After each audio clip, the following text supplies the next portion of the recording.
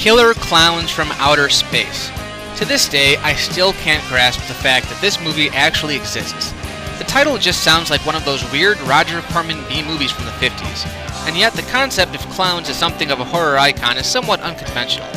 Sure, it may have worked in Stephen King's It, but generally you have to possess some kind of clown phobia for this to be plausible.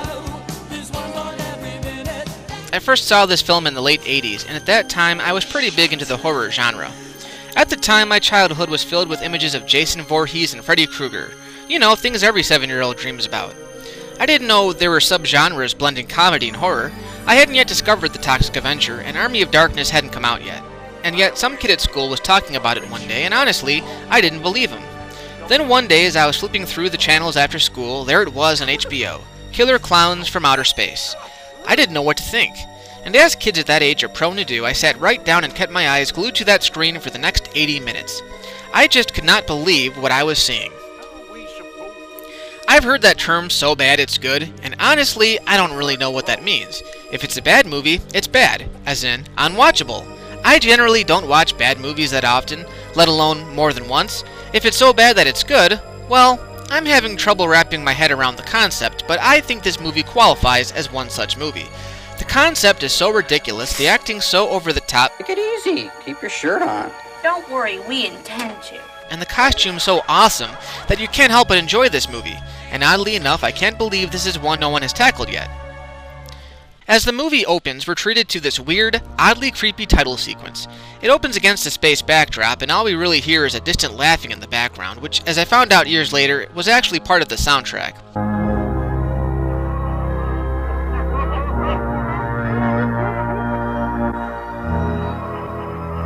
Then we get the main theme song performed by 80s pop group The Dickies.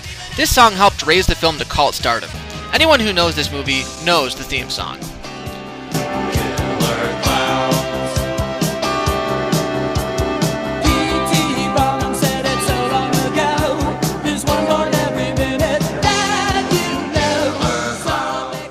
We're introduced to several supporting characters, including the asshole sheriff, Officer Mooney, played by John Vernon, the main villain from Ernest Goes to Camp. Son of a bitch. Then we switch to an abandoned parking lot, which turns out to be Makeout Central, where we meet Debbie Stone and Mike Tobacco. Yes, I looked on IMDb, those are their actual names. They're in the middle of a makeout session themselves when they see a comet hit nearby. And what does any brainless horror character do in the situation? Come on, let's go check it out. They go to investigate, of course. In the comet's place, they find a very intricate tent that really does look like it belongs anywhere but planet Earth. Debbie and Mike enter the tent uninvited. The shooting star! What are you talking about? The shooting star we went to go look for. We are in it! I've never seen anything like this before. Have you? No. Well, that's because nobody has. I don't believe in UFOs. But if they do exist, then we're trapped in one right now. I mean, God, look. And in the midst of exploring, they come across our title characters. And I mean, look at this. They actually shoot popcorn at our fleeing heroes. Are you okay? I think so. Come on. Popcorn? Why? Popcorn! Because the clowns, that's why. What I like about this is we don't really know what these weapons do until later in the movie. At first it seems all innocent because, as we know, popcorn is generally harmless, but this is a science fiction horror movie bearing the name Killer Clowns from Outer Space, so naturally it's anything but. One of my favorite scenes is in the forest when the clowns are in pursuit, and the scariest one of the bunch actually makes a live balloon dog to sniff out their victims. That's funny.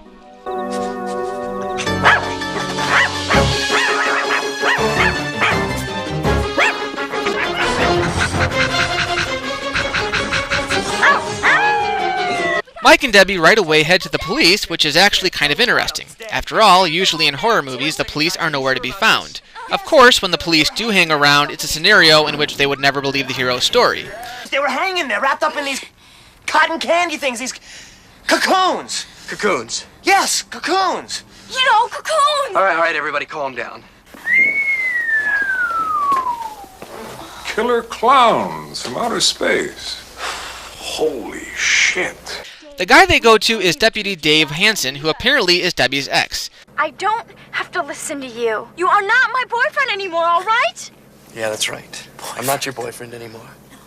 It doesn't change the way I feel about you, though, Debbie. Dave, please. This causes an awkward tension between Mike and Dave, who only investigates the scene because of Debbie's incessant nagging. Of course, when Mike and Dave arrive at the scene, the tent is nowhere to be seen. Back at Debbie's apartment, we finally get a glimpse at what the alien popcorn actually does. Debbie gets attacked by whatever these things are, and barely escapes when she gets attacked by the clowns, who somehow know where she lives. The middle act is basically the clowns going around town and collecting victims. Each instance is creative, silly, and scary at the same time. Jesus! Oh, oh no! Oh no!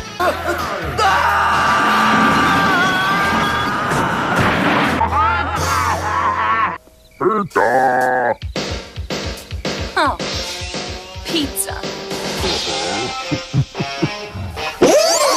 What are you gonna do? Knock my block off?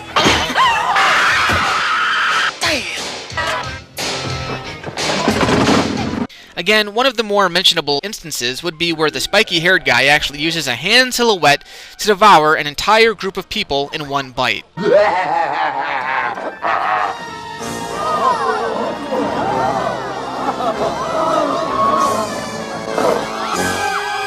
Holy shit! Believe it. Along the way, Mike and Dave run into Rich and Paul Terenzi, two bumbling brothers who ride around in Sweet Tooth from the Twisted Metal games. They find the clown's new hiding place, investigate again. Are you Debbie's roommate?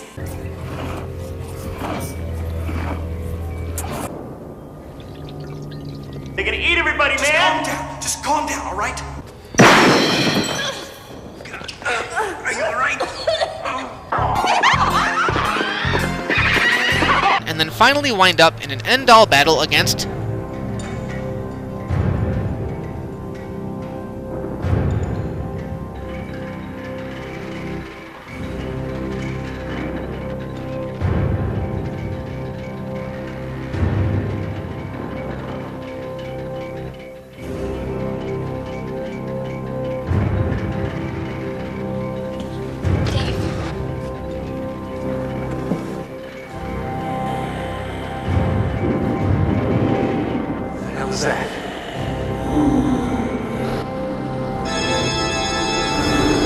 a giant clown. Honestly, this is one of the most absurd ideas for a film I've ever heard of. For all intents and purposes, it shouldn't have worked at all. But it did. It actually has a slew of devoted fans. And why shouldn't it? It's inventive and entertaining as hell. It tends to blend horror and comedy in a unique way, and some scenes are pretty dark. Don't worry, Dave. All we want to do is kill you. Since the film's release on DVD, the filmmakers, known as the Chiodo brothers, have talked about making a sequel. This is interesting to me, especially with the recent changes in horror in general. It seems to me that it would be a great fit, given all the modern comebacks of a lot of 80s and 90s franchises. Hey, if it's good, I'm all for it.